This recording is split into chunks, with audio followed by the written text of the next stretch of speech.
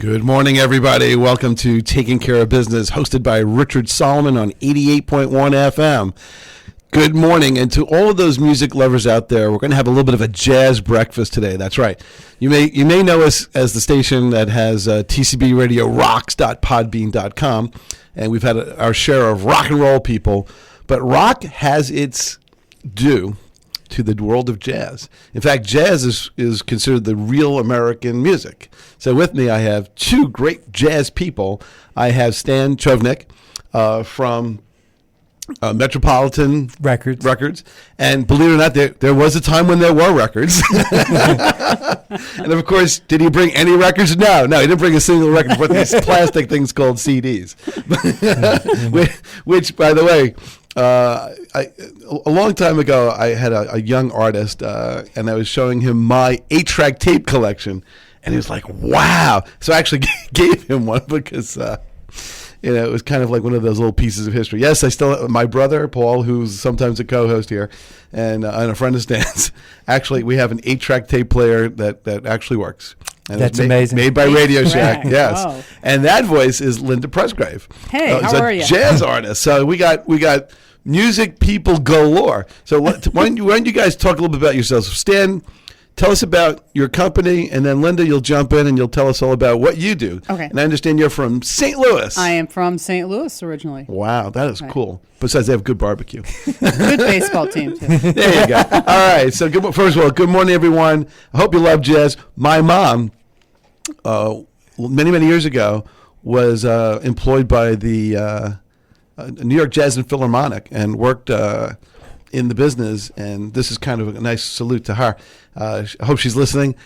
She was the one, by the way, who gave the payroll and royalty checks to various artists, including Ella Fitzgerald. So, hey, Mom. Wow. Hey. That's great. And I think my father got a lot of the music, so he's sitting on a stash of very cool music. So That's great. So shout out to my folks. Hey.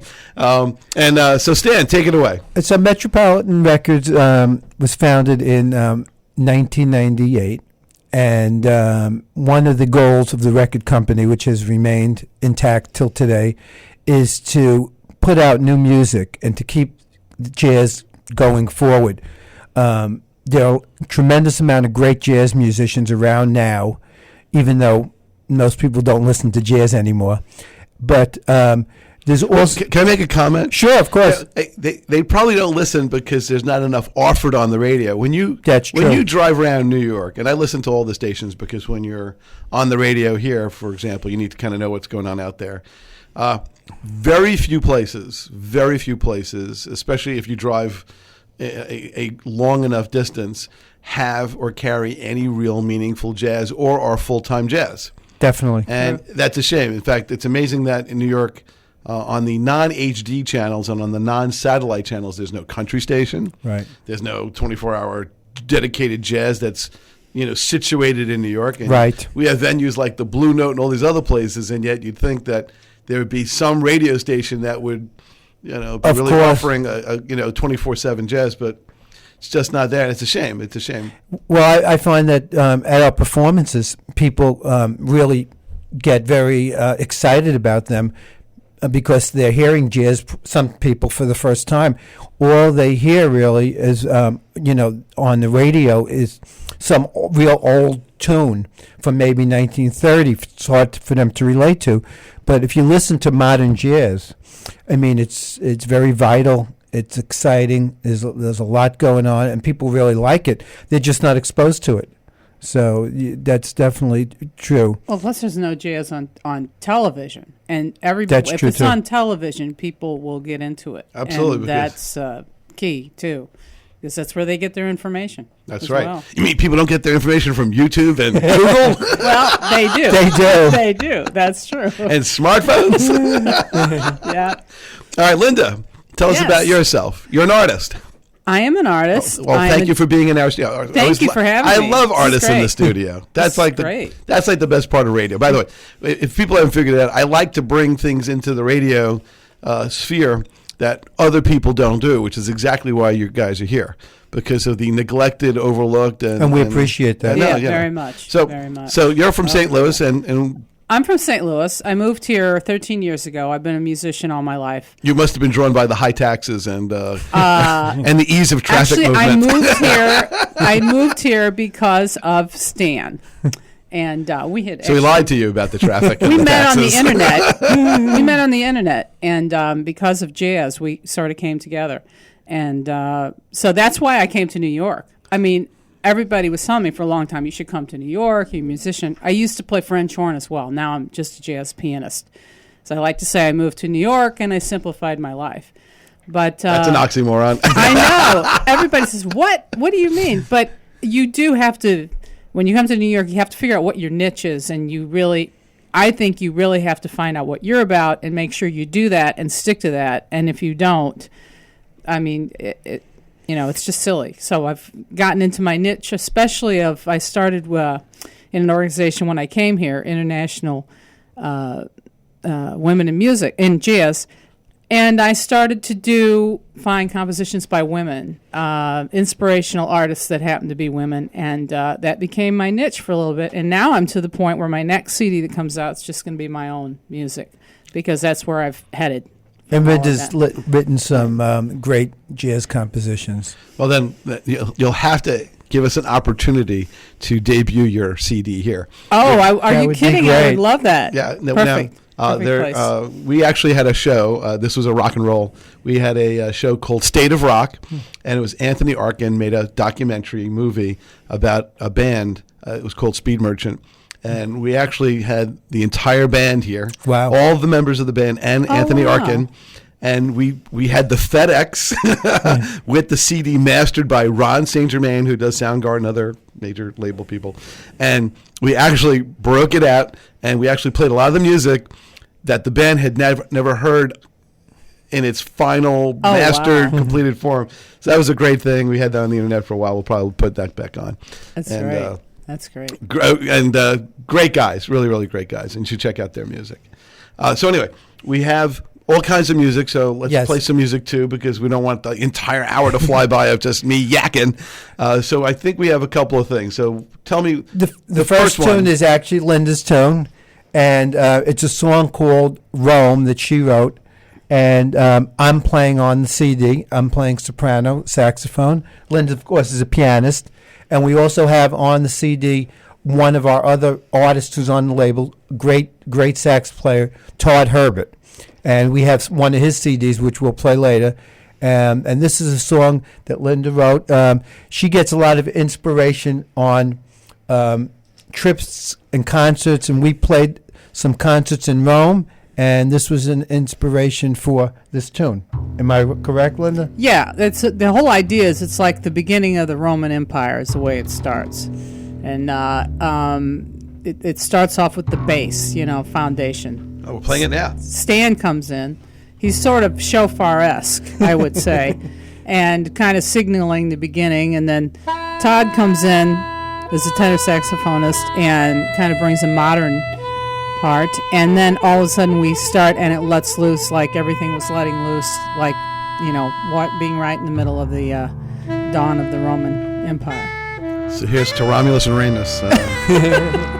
Song is called Rome on Inspiration. You're listening to WCWP.org, 88.1 FM, tcbradio.com.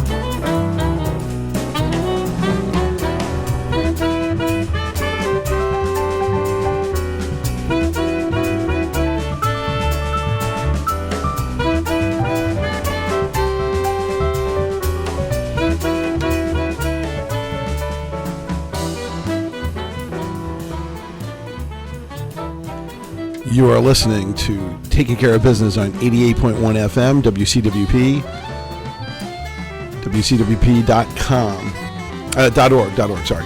And that's just an amazing, I almost feel like Gene Wilder in Young Frankenstein, where he goes, "It's alive!" Because we're like bringing jazz back on the air and making it alive for people to hear. Now, talk about teamwork. I mean, if you ask me to describe that in one word, teamwork. That's teamwork. People are in the age of it's all me. Yeah, it's teamwork. You're right. That is teamwork. Yeah. That is total teamwork. All right. By the way, Richard Solomon, Taking Care of Business. You are listening to us talking with my great guests here, Stan Chovnik and Linda Pressgrave. That is a CD, CD, not a digital download, a CD called Inspiration, Linda Pressgrave, and she looks quite mighty fine. And of course, what's interesting that you may not know from the cover is there's the bridge over St. Louis affixed in front of the Empire State Building, and of course the Coliseum, not the Nassau Coliseum, but the Coliseum in Rome, and that was a song called Rome. So that was right. This is very cool. And not only that, Metropolitan Records, NYC.com. This is a really cool little CD.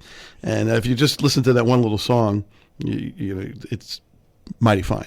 And some of the musicians included, of course, there he is, Stan Chovnik. Now, if you ever need a guy to play like the tambourine in the background for an album credit, I'm available. Sounds good. I'm going to keep that in mind. All right. We'll remember. So we have, all right, what do we have up next? Because we only have 45 minutes. I want to pack it all in like an ice cream scoop into a cup. The next artist is one of my inspirations. That's Freddie Hubbard. As a teenager, I originally played the trumpet, and he was my favorite. He was the top trumpet player in the era. And many years later, I got the opportunity to work with him, which was incredible for me. And this was a recording that was done live in 1982 and had never been released. Nobody knew about it. And somebody had contacted me. He owned a club in San Francisco at the time called the Keystone. And I heard it. I thought it was incredible. We contacted Freddie. Freddie said it was his best playing on record.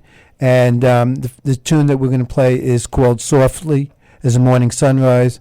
And I think it's as good as any jazz trumpet solo that's ever been recorded.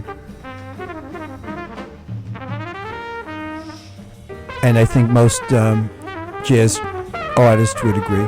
So I don't know if you want me to keep talking. It's rolling. Now this song is 17 minutes. So we'll give you guys a taste. That sounds good. All right, because the truth is, between this and Inagata Davida, and the show's over. And that's 19 minutes and 2 seconds.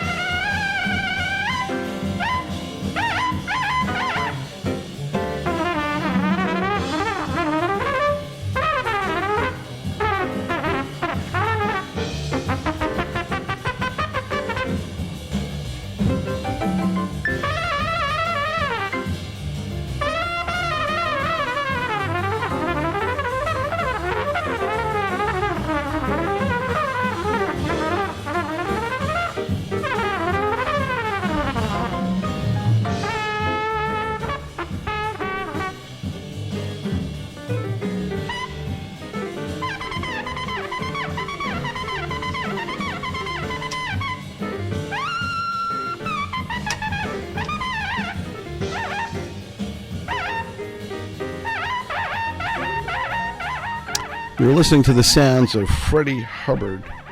The song is called Softly as in a Morning Sunrise, and we're coming up on 22 minutes after the hour. I'm going to take a quick break, but I'm going to leave this as your bumper music. We'll catch you on the other side of this break. We'll be right back. Thanks for listening. Taking Care of Business, 88.1 FM.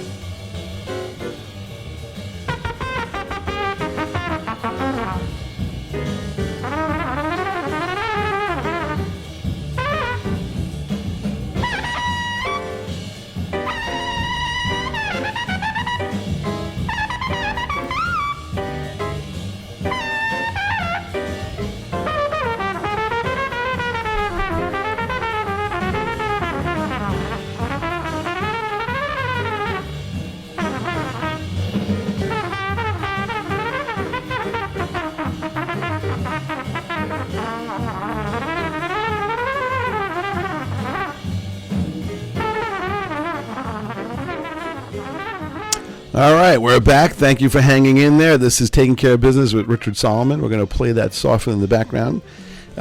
Today's show is a tribute to jazz in general, and more specifically to Metropolitan Records, an important jazz record label in New York. And we're here with the El Presidente. This is Stan Chovnik, and one of the great artists, Linda Pressgrave. And we're playing all kinds of music. This is so cool. I mean, I get to play with CDs and be like a DJ and all this other stuff in an era of robot radio where nobody gets to decide anything. It's pumped in by some big-time computer that accountants have figured out that you really need to listen to Rhiannon for the 9 millionth time because that's the only song like Fleetwood Mac has ever made. You know, like it doesn't matter that this like box set and there's like songs like Paper Doll on there that never see the light of day. So we're trying to give a little bit of CPR to the world of jazz here and just bring it right out there in your face, so to speak, or in your ears. So we're going to shift now to the next. This was very cool, but this is a 17-minute song, and in all fairness to Freddie, it's great, but we got other people, so we got to shove them aside. So there you go. So now there's a lot of other tunes. This is almost a 70-minute CD of great tunes. Our next CD is Todd Herbert. Okay, tell me about Todd. Todd Herbert actually was referred to me from Freddie Hubbard. Notice a transition? Yes, a great transition. Okay. Freddie Hubbard, again, one of my heroes, and he had contacted me and said that there's this great sax player that you should hear. And I said, okay, I'll hear him. And then when I heard him, I said, yes, we definitely need to record him. And he's a great player. He lives in New York. And he's actually on that CD that we played before, and he plays on that song "Roam" with us. He's become a good friend, and Linda calls him in some ways my son because I'm always like taking care of him, I guess. Telling him what to do. telling him what to wear. Eat your peas. He's gonna kill us. But he's a great sax player, and so the song that we're going to play is on his latest CD. And that's called The Tree of Life. And that's the tune we're going to play, The Tree of Life. All right, so let's...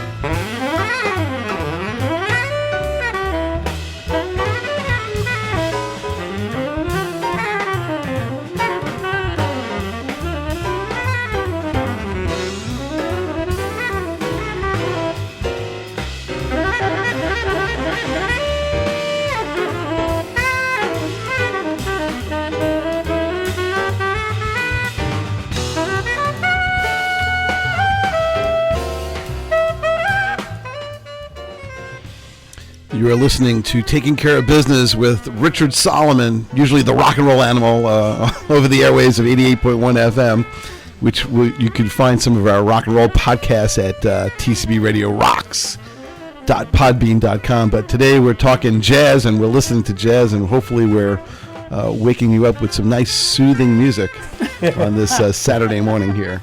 Now, I'm going to run this in the background because it's really cool, but I really just, there's so much music to get to. What does it take to actually put something? I mean, people, if I have to call this show anything, I'll probably call it underappreciated. What does it take to actually put this together? Any of these CDs? It's got to be monumental, the amount of time in the studio, engineering, and... It's a tremendous amount of work. First of all, some people, not us, put CDs together quickly, and it sounds that way. We put a lot of thought into each CD, what's going to be on there, who's going to be playing. You try to get the perfect musicians. We have a studio that works. Different musicians like different studios, and then putting the whole thing together and putting the package and getting the sound that you want on each instrument, the blend, the whole package. Each part of it is a process in and of itself. But it hopefully comes together as a whole at the end, and then that's what I like to have. And it's a labor of love. Of love, yeah, definitely. Because there's not a lot of money in it these days. I wrote a book, so I know. I wrote Winning in New York Small Claims Courts, it's so tough. And if you think about all the hours that I've put in creating, producing the book, getting it onto the shelves, the book tour, the signings. Right. And be like, if you actually just say, was it worth the money? No. Right. You do it because of the love and, that you're bringing something into, the market. I know I feel good about a project when I want to hear the CD after it's completed, and I feel good about it, and I feel like I did something worthwhile. And on our CDs, I feel that way all the time because I feel that we're putting out music that's really bringing the music forward, bringing jazz forward. Well, even with Todd, he was very persistent. I would say he kept calling in and wanting Stan to hear him, etc. And the first thing he sent, he had a lot of standards and a lot of things you've heard by many people before. And Stan was interested in his original music, which that CD is all his original music. The Tree of Life. Yeah, the Metropolitan Records. Right. And the first one that you did is. The Path to Infinity, there was only one piece, I think it wasn't. One piece was Sonny Rollins' piece. And I've heard that name. Wow, that's cool. That's another thing. It's very, what he said before, to keep the music alive, you can't keep just recording standards for the rest of your life. Would be like every single rock artist now playing Beatles song again. I mean, after a while, it's incredible music, but if every single rock musician put a Beatles song on their album, after a while you'd get tired of it, so you'd have to have new material. It's the same way I feel about jazz. Keep it alive. Keep it alive. Absolutely. Keep it going. So this is the Tree of Life, and we're going to switch now to by the way, I got to ask the aha question, the aha moment. I remember once I was in my car and it was Saturday morning, and I put on the radio, and I heard me over the air being broadcast. I was like, wow, that's cool.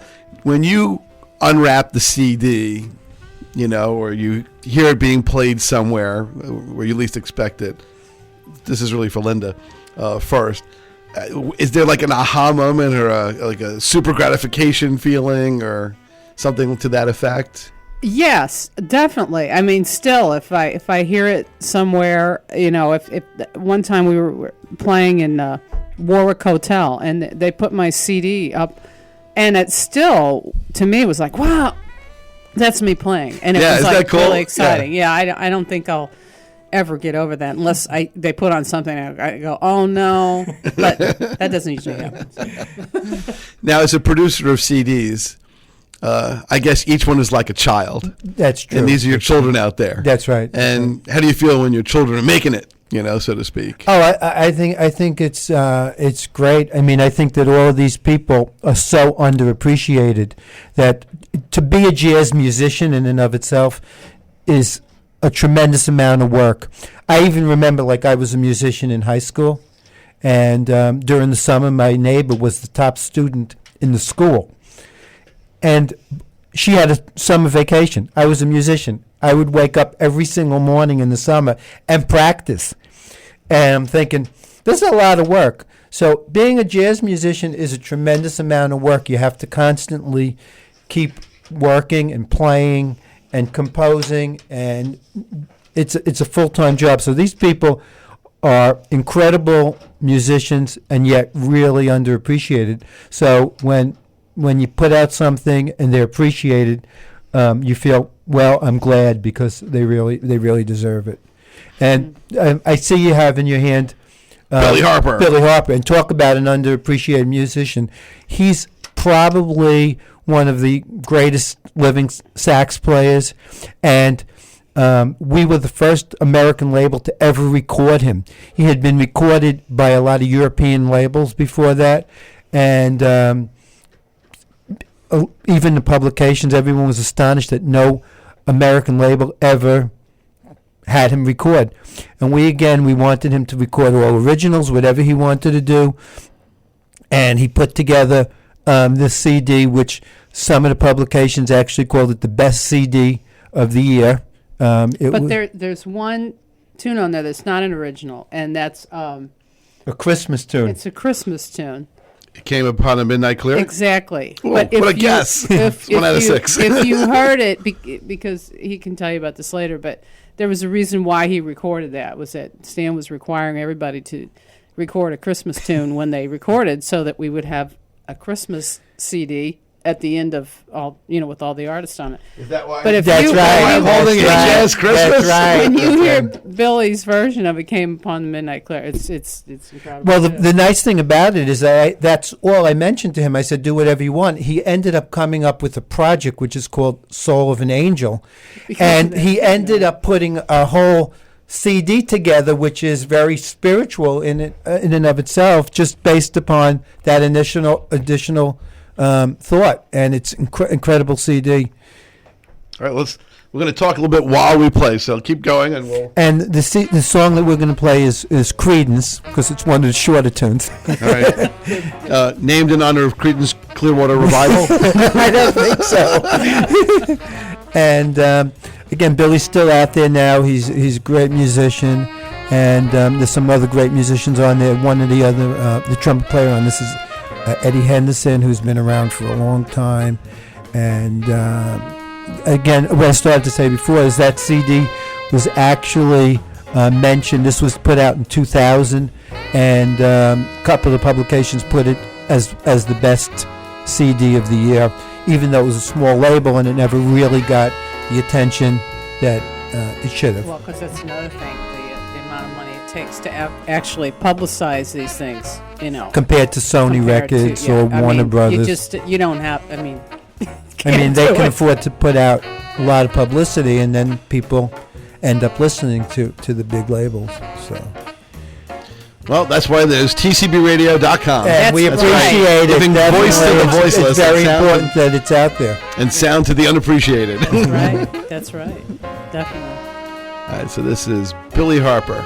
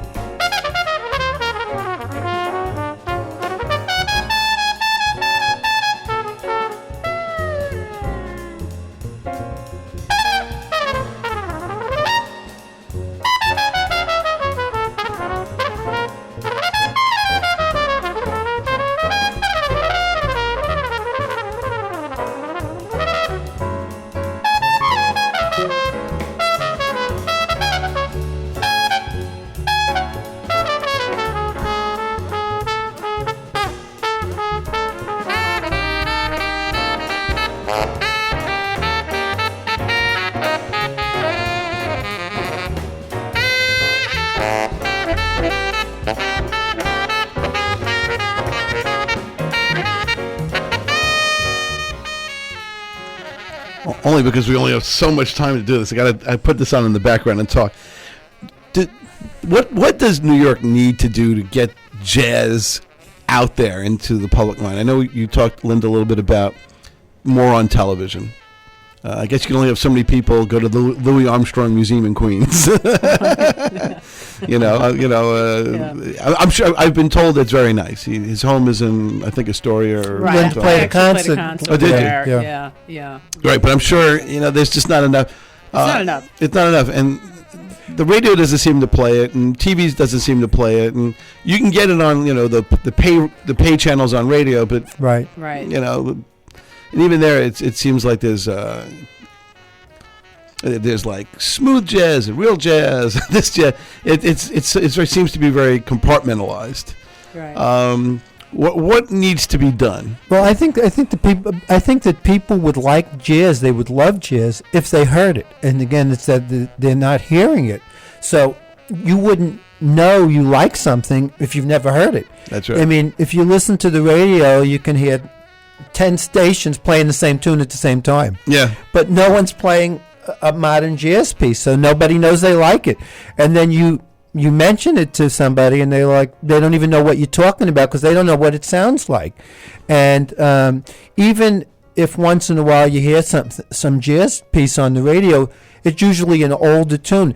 There's so many great living young jazz musicians out there, and if you don't play them, then no one's going to know they exist. Well, I know that the most popular jazz, act out there right now is Mr. Marsalis, who seems to be playing a lot of older pieces. But at least bringing jazz to the public consciousness, which is good. That's true, and the whole Lincoln Center jazz, is great. Is a great thing. But there needs to be more things to bring. I mean, there's so many people in New York that are such phenomenal players that you'll just never hear. So they have to be heard. One thing I know of recently that happened because Esperanza Spalding, who's a bass player and singer, who actually won for the Best New Artist in the Grammy this year. Of course, it's a jazz musician. But I also know that she's friends with Prince, and he invited her to come and play, and he invited her to bring like Joe Lovano's group on stage with him too. And Prince is saying this is something you should listen to. So there has to be more of that going on, of these artists saying that are out there that have these huge crowds of people that maybe somebody will give it a listen, and then they say, hey, there's something to this, and they'll grow into it. I don't know. I mean, I think that's the biggest thing is. People don't even know the instruments anymore. I mean, people see an acoustic bass. They don't even know what it is. People think it's a cello or people say it's a violin because they don't even know the instruments. I know the education really needs in music. If you don't see it on TV, if it's not in a group they see, they don't even know what the instrument. And that to me is really scary. So there's a long way to go. Well, it's interesting because groups like Steely Dan definitely have that whole jazz.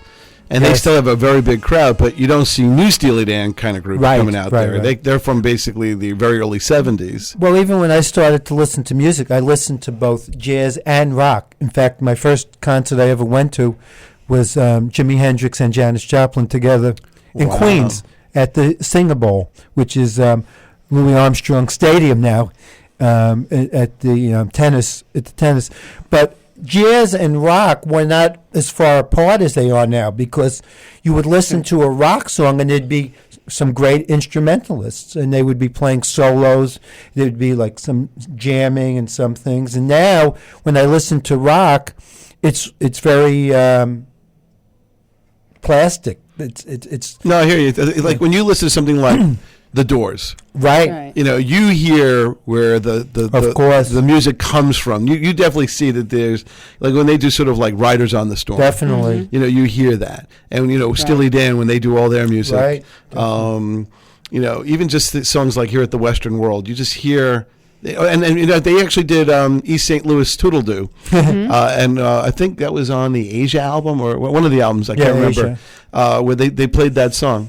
And that was Duke Ellington, right? or as Bugs Bunny called him, Duke of Ellington. But yeah, we got to get people to really listen. Well, for instance, what you were saying, like we've been playing fairly regularly. I mean, every couple months at a place in Manhattan called Something Jazz, and that club, there's a lot of people that come and they want to do their thing and play their music, and you sort of get to do that there, which is nice. And our audience isn't always a strictly jazz audience. I mean, we have people that are family and friends, and we're sort of and attorneys. They're like, and attorneys, yeah, attorneys, right? He said people. But they'll come, and I play my music, and they come enough, and they've come to the point where when they come, they say, "Oh, are you going to play that Japanese tune again?" Because I wrote a piece for Japan that's going to be on my next A Socks of You, and they'll request that, or they'll request Rome, or they'll say, "Are you going to play Blues for Stan?" And they've heard it a few times now. Maybe they got the CD and they've heard us play it, and that's what has to happen. I mean, I'm not going to go play something that somebody's played a million times. Well, we enjoy It's just not where I am. playing our originals and recording them. In fact, Todd Herbert, who we're going to record another CD with some point next year, was saying, "Oh, maybe I should do some standards." I said, "I don't want to do standards. I want original Standard schmander. Yeah, I want new material, and maybe it'll never become known, but you never know. Maybe be like Van Gogh. Yeah. 100 years from now, people appreciate our label. Yeah, but they still focus on the ear thing. Okay, so now the next batter up on the cage is Haunted Melodies, the songs of Rahsaan Roland Kirk. Rahsaan Roland Kirk, this is a tribute CD to him. He was a unique musician. He passed away. He was blind, and he played 3 saxophones at one time. And people artistically. I mean, yeah, it wasn't like a gimmick. He was just incredible. So what I wanted to do is I wanted to we had 11 different sax players on the CD, and we have various groups of 3 sax players playing what he would play in one piece himself at the same time. And so we put together this incredible group of musicians. And some of the musicians that are on it also played with him, who have since passed and away. in fact, on this song, which is one of my favorites, called "Pedal Up," has John Stubblefield, who is a good friend of mine and Linda's, great musician, and he passed away. And the piano player on that is Hilton Ruiz, who actually was killed in New Orleans in some kind of a Mardi Gras situation. That wasn't Mardi Gras. I'm not sure what the situation was, but anyway, he passed away. So a couple of people passed away on this, but Rahsaan was one of the musicians who was very much underrated. If you ever get a chance to see a video or DVD of him, watch it. You will be fascinated to how this blind man, could play 3 saxophones at one time and just be incredible. It almost reminds me of, in the world of rock and roll, Roger Daltrey did a tribute to Keith Moon called Under a Raging Moon. And they had all these different drummers in the song. Right. Now, this is quite an ensemble of people. It is. And I'm looking at these. What's great about your CDs are the liner notes are really nice. Also, something that's lost in the world of... Actually, the person who wrote the liner notes to this CD wrote a book on Rahsaan Roland Kirk. What's his name, John Crute? John Crute, and I think it's called Bright Moments. Bright Moments has become like a famous jazz expression where people, like wishing you good luck, you'll say, have a great day, you'll say, bright moments. As opposed to break a leg. Yeah, and that was a song that he wrote, and somehow it's just taken off. That's and, true. Right. And some of the pieces actually, or a couple saxophones play the same part as he was playing. When he was playing himself. Yeah, so on this tune, we have 2 saxophone players playing what he did.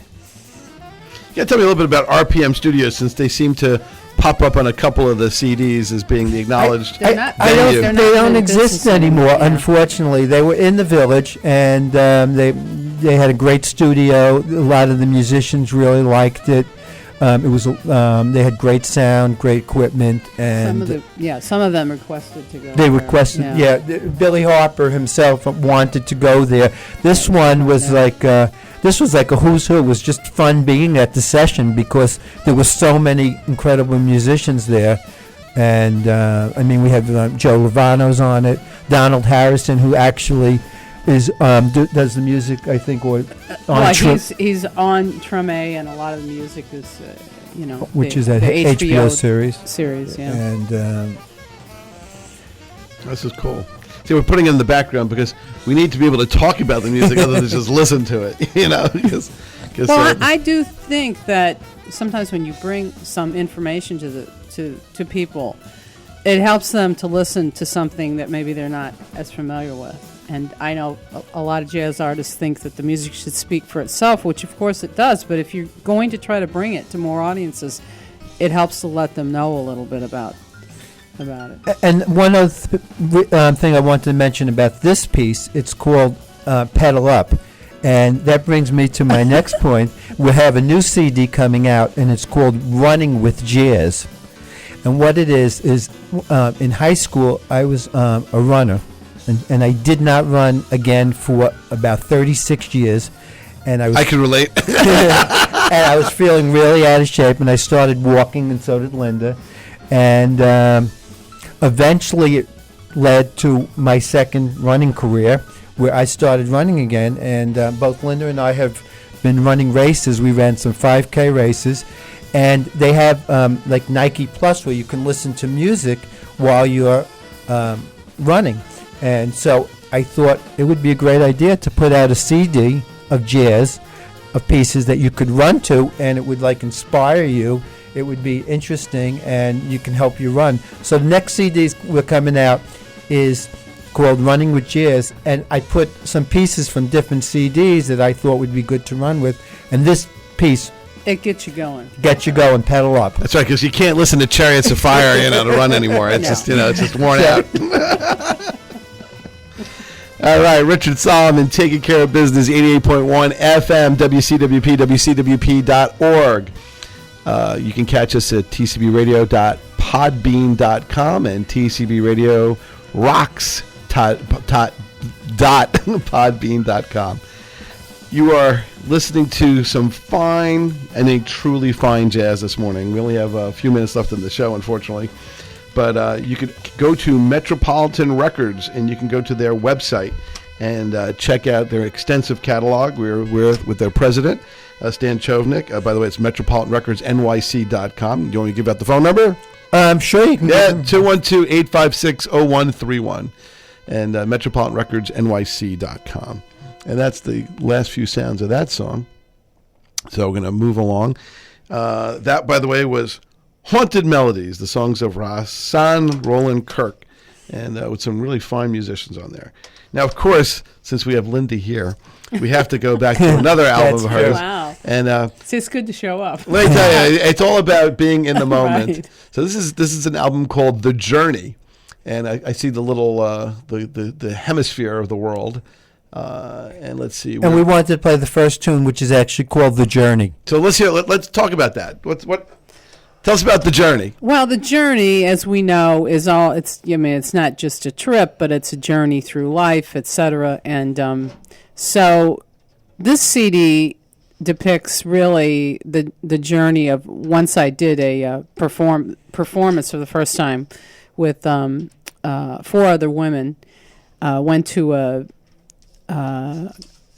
festival in Italy, in Frascati, Italy, and there's a woman there who has an organization called Donne in Musica, and it's and she does a series Donne in Jazz, and she invited us to be on this festival, and I got so inspired. This woman catalogs music of women from all around the world, every type of music, every country you can think of, and I realized I wasn't exploring the music in jazz that was by women, and that's long been an area that needed some work.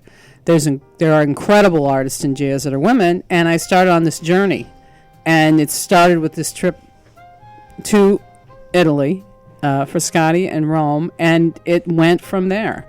And I wrote this piece, and it's all about just when you think you know where you're going, everything changes. Oh, the best laid plans. All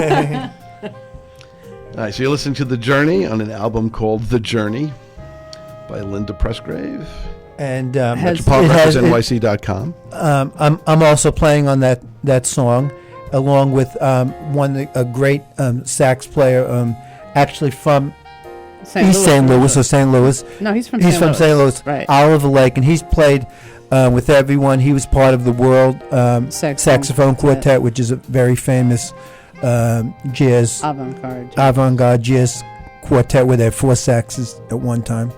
All right, this is Richard Song. We're going to take a little break here, but we're going to continue with this music, and we'll be right back after this. This is our final break of the show.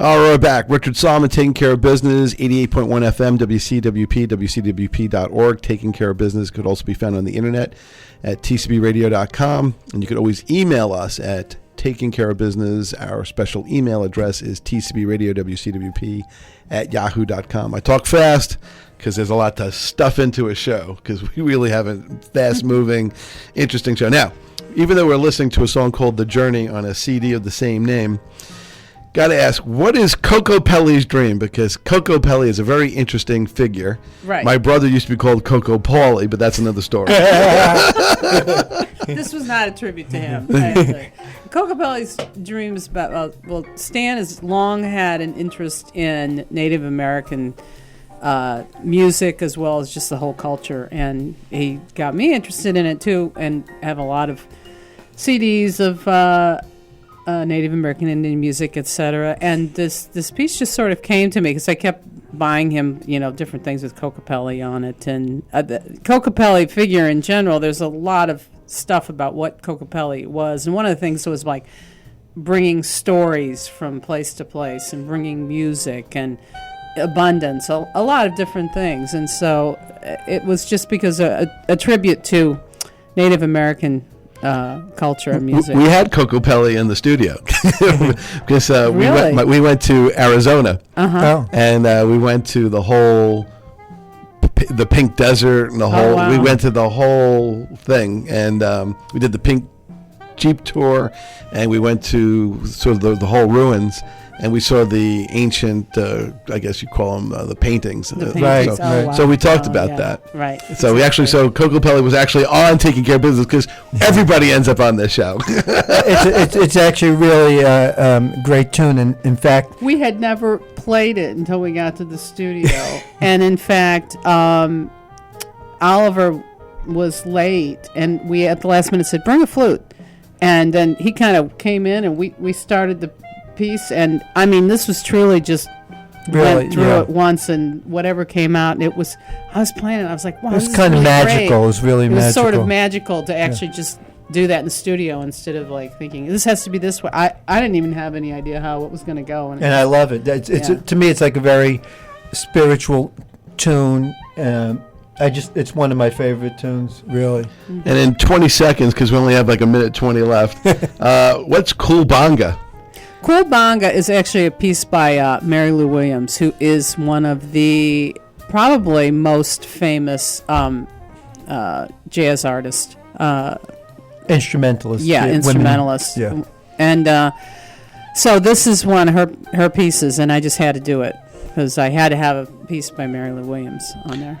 All right, we're gonna sign out here. We're gonna leave you with 50 seconds of music to start the rest of your Saturday.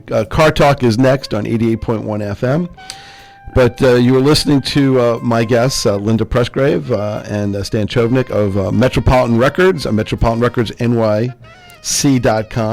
Look them up on the internet. They've got great music. This is really cool stuff. These are rare treasures. Do not ignore them. They will enrich your jazz life. And jazz is one of those things that kind of just fills on the edges. So we'll see you soon. Thanks for listening. We'll be back here in a week. Car Talk is next. And as always, be careful out there. Be safe. See you in a week.